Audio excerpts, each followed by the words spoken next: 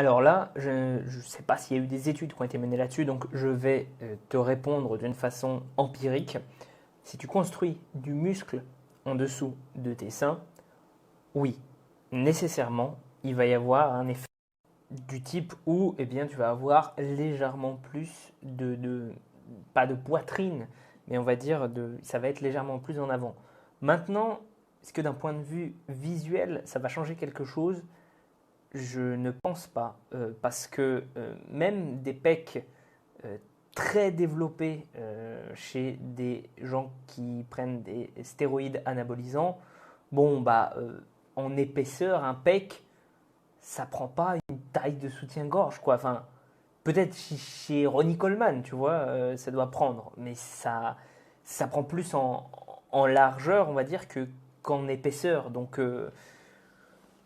je n'ai pas vraiment l'impression que ça change grand-chose, même si c'était le cas. D'ailleurs, je vais un petit peu parler de ça rapidement.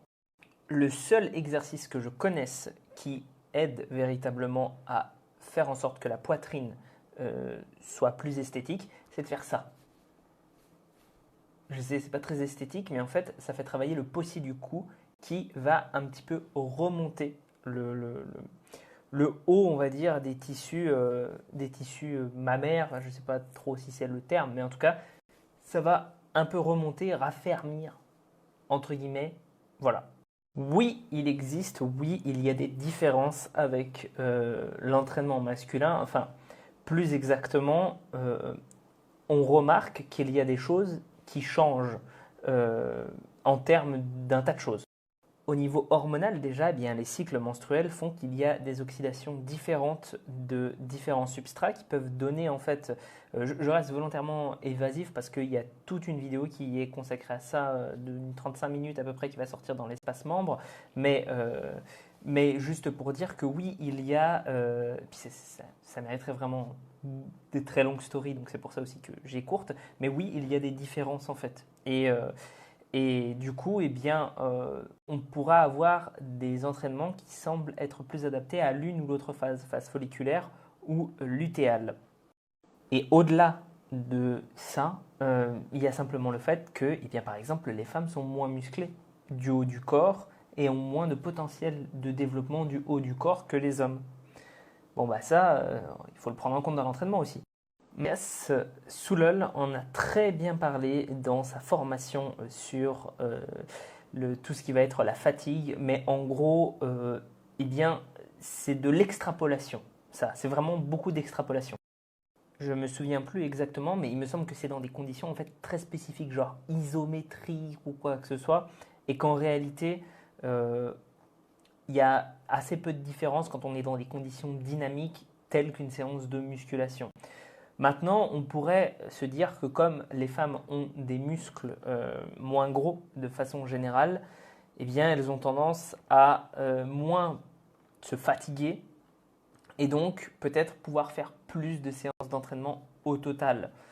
Mais c'est pas vraiment une différence homme-femme, c'est plutôt une différence de masse musculaire. C'est-à-dire que des hommes en fait, avec une masse musculaire moins élevée se retrouveraient dans le même cas.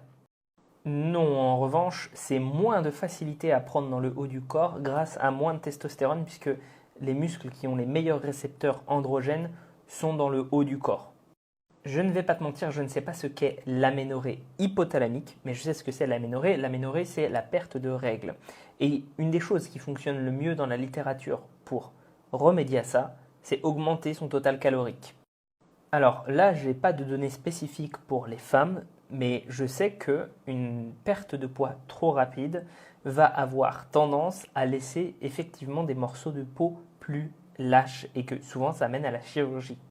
Alors pareil, là on n'est pas dans du spécifique aux femmes, mais oui, moi j'aurais tendance à dire qu'il faut faire muscle agoniste-antagoniste dans la même séance. Parce que eh bien, ça peut se travailler très bien en fait les deux ensemble. Je ne sais pas ce que tu sous-entends par cette question-là, peut-être que je ne l'ai pas comprise, hein, mais je pense que tu me demandes mon avis sur le glute bridge. Je vais expliquer ce que je pense de cet exercice-là parce que c'est assez intéressant. Le glute bridge, c'est un exercice en fait où on fait comme un hip thrust. Donc un hip thrust, on le fait avec le dos adossé à un banc et puis on pousse les hanches. Alors je ne peux pas le faire là, mais on pousse les hanches en fait. Eh bien le glute bridge, c'est en gros avoir le dos au sol et on pousse les hanches de la même façon. Est-ce que c'est bien, est-ce que c'est pas bien? Moi je pense que c'est un bon exercice, mais c'est un exercice qui comment dire, est inférieur au hip thrust pour la simple et bonne raison que c'est un hip thrust avec moins d'amplitude. Qu'est-ce qu'il fait travailler? Il fait travailler les fessiers et il fait aussi travailler tout ce qui va être ischio. De façon générale, ça fonctionne assez bien. Et pourquoi est-ce qu'on intégrerait du coup des exercices type glute bridge ou hip thrust dans un programme pour les fessiers? Pendant un temps, j'ai pensé que c'était plutôt mauvais comme exercice parce qu'en fait, eh bien, on se retrouve à avoir le pic de force quand on est en fait au plus contracté. Mais il s'avère que les fessiers sont plutôt conçus pour ça, c'est-à-dire qu'ils ont beaucoup de force en fait quand ils se contractent. Ils ont assez peu de ce qu'on appelle de l'insuffisance active, donc c'est-à-dire que quand ils sont très contractés, bah, ils gardent quand même pas mal de force. Et en plus de ça, bon, les pics de force, etc., c'est pas forcément très intéressant pour l'hypertrophie. Enfin, c'est secondaire pour l'hypertrophie tant que le taux d'effort est là. Donc, en réalité, ce sont des exercices qui sont intéressants parce que c'est le seul exo, à ma connaissance, enfin, hip thrust et glute bridge, bon, sauf sur machine, mais je veux dire des exercices qu'on peut faire facilement qui isolent les fessiers.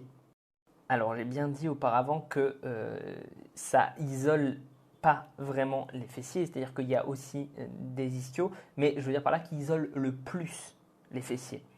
Et pour moi, eh bien, c'est vraiment quelque chose à mettre dans un programme si on veut développer ses fessiers. C'est, enfin, en tout cas, si vraiment l'objectif principal c'est de développer ses fessiers, je pense que c'est, maintenant j'ai révisé mon avis sur la question, je pense que c'est un des exercices incontournables pour cette raison que, eh bien, quasi tout le poids que tu vas mettre sur ta barre va se retrouver en tension dans tes fessiers.